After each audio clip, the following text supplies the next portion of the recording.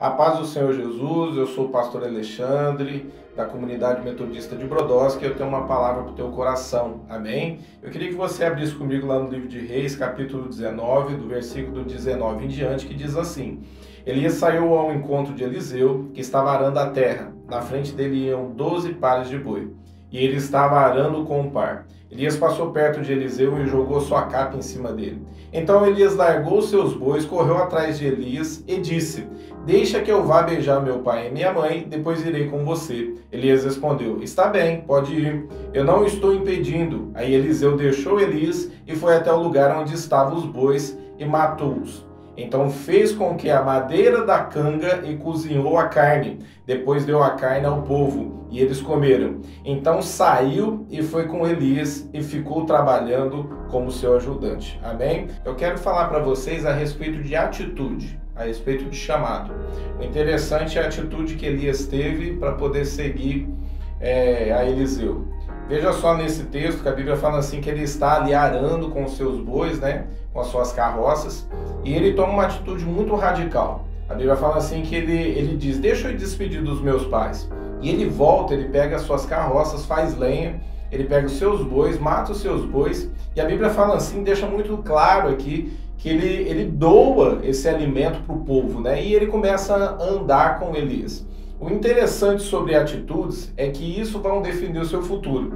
As atitudes tuas irão definir o seu chamado. O interessante é que a Bíblia diz que quando Jesus chega e ele chama os discípulos têm a mesma atitude.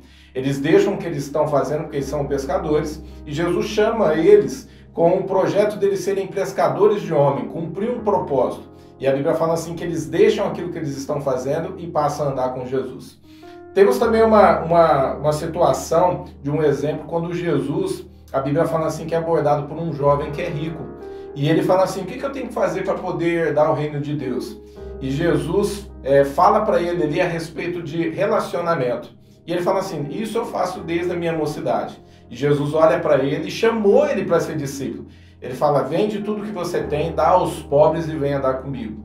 E naquele momento o jovem se entristeceu, porque ele tinha muitos bens. E a Bíblia fala assim que ele dá as costas para Jesus. E naquele momento ali os discípulos ficam impactados, porque foram atitudes que ele tomaram.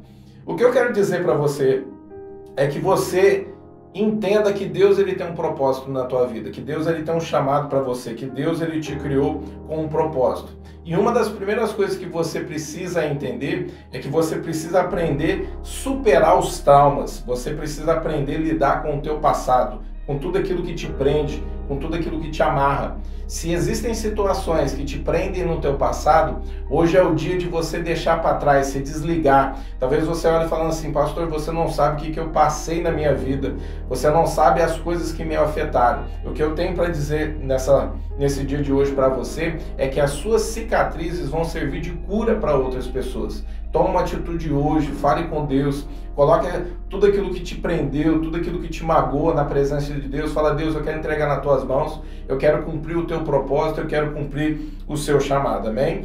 Seja radical no propósito de Deus. Uma das coisas que me chama a atenção, depois que Jesus é crucificado, a Bíblia fala assim que Pedro ali ele está muito frustrado, porque ele negou Jesus ali por 3 vezes, e ele fala assim para os discípulos, eu vou pescar, e todos vão pescar com ele.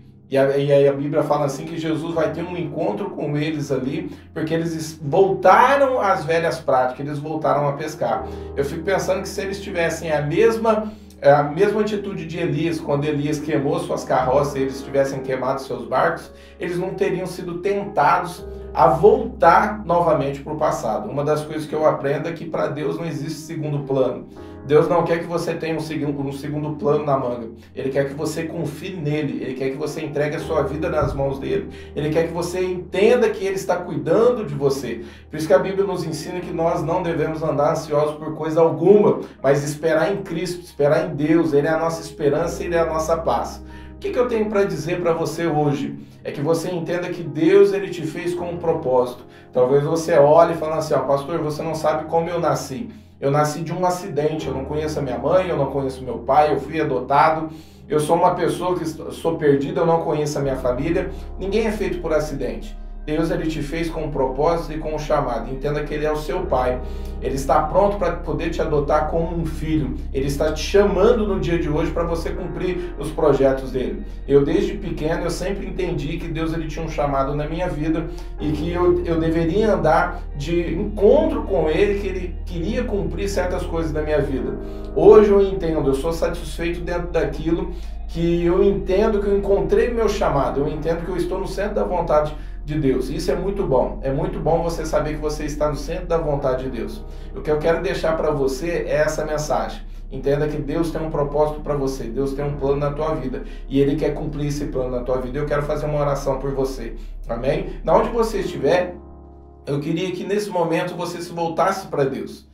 Comece a falar para Jesus, entregue a sua vida agora nas mãos dele. Faça essa oração comigo, fala assim, ó, Senhor Jesus, no dia de hoje eu entendo que sem ti eu não sou nada, que o Senhor é a melhor coisa que eu preciso, o Senhor é tudo aquilo que eu preciso e eu entrego a minha vida nas tuas mãos. Perdoa os meus pecados. Eu te peço, renova minha vida na tua presença. Eu quero te servir com todo o meu coração, porque eu entendo hoje que o Senhor me chamou para cumprir propósitos. O Senhor tem o melhor para a minha vida. E querido, cumprir propósito é a maior alegria que você pode sentir na sua vida. Porque quando você entende que você está no centro da vontade de Deus, você entende o que é ser amado e cuidado por Ele. Que essa palavra fique no teu coração, que Deus te guarde e te ilumine em nome de Jesus.